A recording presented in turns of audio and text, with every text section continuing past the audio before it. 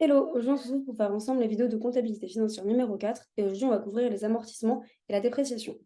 Premièrement, on va voir ensemble ce qu'est un amortissement et ce qu'est une dépréciation. Donc, un amortissement, c'est avec une perte progressive de la valeur d'une immobilisation à chaque utilisation.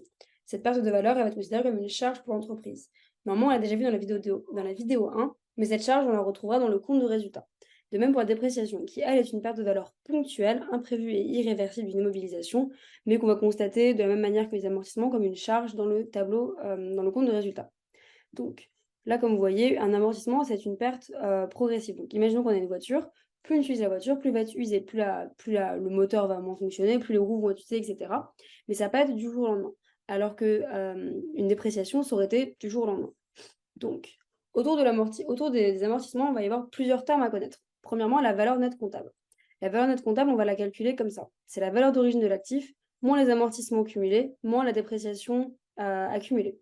C'est-à-dire que, en fait, dans notre bilan, on va avoir originellement donc notre valeur, notre valeur, et on va lui enlever progressivement les amortissements.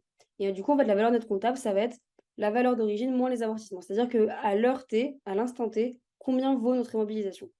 La valeur résiduelle, elle, c'est être la valeur estimée d'un actif à la fin de sa durée de vie. C'est-à-dire après avoir pris en compte l'amortissement et la dépréciation. Des fois, on va venir acheter un produit, une immobilisation, et on nous dira, alors à la fin de sa durée de vie, disons que, je sais pas, il a 5 ans de durée de vie, à la fin de ces 5 ans, on estime que vous pourrez le revendre à tel prix. Ben, ce tel prix, c'est la valeur résiduelle, c'est combien va valoir le produit à la fin de sa vie. Des fois, il y a des produits qui ne vont pas avoir de valeur résiduelle, qui vont juste ne plus rien valoir à la fin. Les calculs, du coup, ce qu'il va falloir connaître pour faire les calculs, ça va être la durée de vie de l'immobilisation et le prorata temporis. C'est-à-dire le nombre de jours entre la date de mise en service et la fin de l'exercice. Donc, comme vous le savez, les exercices en compta, c'est du 1er janvier au 31 décembre. Mais par exemple, si on achète une mobilisation en juin, il faudra quand même compter de juin à décembre. Et là, du coup, ce sera le prorata. Ça va être le nombre de mois sur le nombre de mois total d'une année. Donc, ce sera le nombre de mois sur 12, en gros. Alors, du coup, il existe plusieurs méthodes pour calculer l'amortissement. La première méthode qu'on va voir ensemble, c'est la méthode linéaire. Donc, la méthode linéaire, en fait, c'est assez simple. Il y aura deux choses à retenir. C'est que le taux d'amortissement, c'est 100 divisé par la durée de l'immobilisation, donc en année généralement.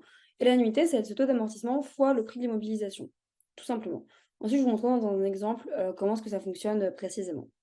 Ensuite, du coup, pour la méthode dégressive, qui est la deuxième méthode, c'est la 100 divisé par la durée d'immobilisation fois un coefficient.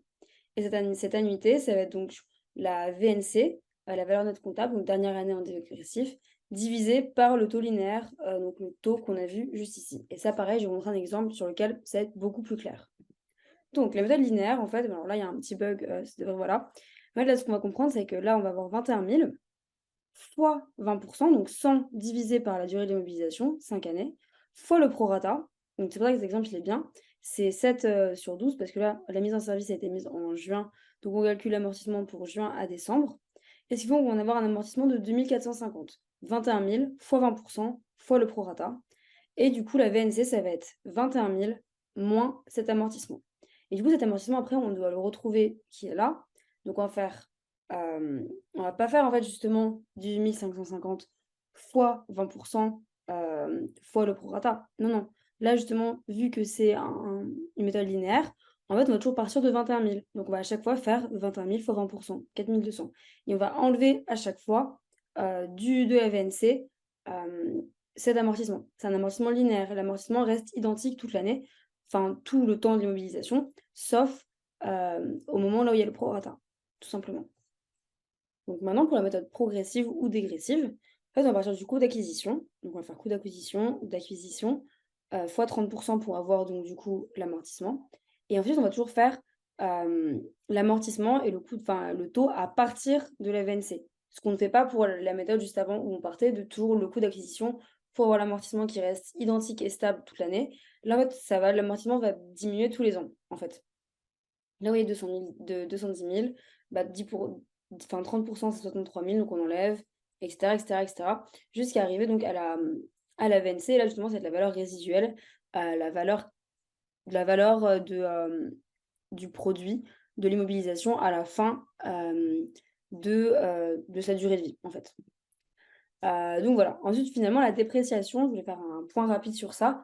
En fait, c'est quand on passe de l'objet va très bien à l'objet va plus du tout bien. C'est rapide, ça peut arriver dans la même année. Là, dans cet exemple-là, c'est d'une année à une autre, mais ça peut arriver dans la même année. Et du coup, ça va être considéré comme une charge qu'on va mettre dans le compte de résultat et qu'il faudra prendre en compte. Tout simplement, il n'y a pas forcément de calculs qui vont venir s'ajouter, mis à part que c'est pas parce que ça déprécie que ça n'amortit pas également. Il faudra toujours prendre les deux en compte parce que en plus de la dépréciation, bah, le produit amortit également. Mais mis à part ça, il y a pas grand chose de plus à savoir pour la dépréciation. C'est vraiment une baisse de valeur drastique d'un coup. Voilà. Donc voilà, j'espère que tout était clair pour vous. Moi, c'était un plaisir de tout vous expliquer. Si vous avez de la moindre question, n'hésitez pas. Vous pouvez aussi regarder toutes les vidéos d'explication de cas qui pourront bien compléter toutes ces vidéos et pour bien vous aider pour vos révisions. Moi, je vous souhaite plein de bonnes chances pour vos révisions et vraiment n'hésitez pas à me DM si jamais vous avez la moindre question. Plein de bisous.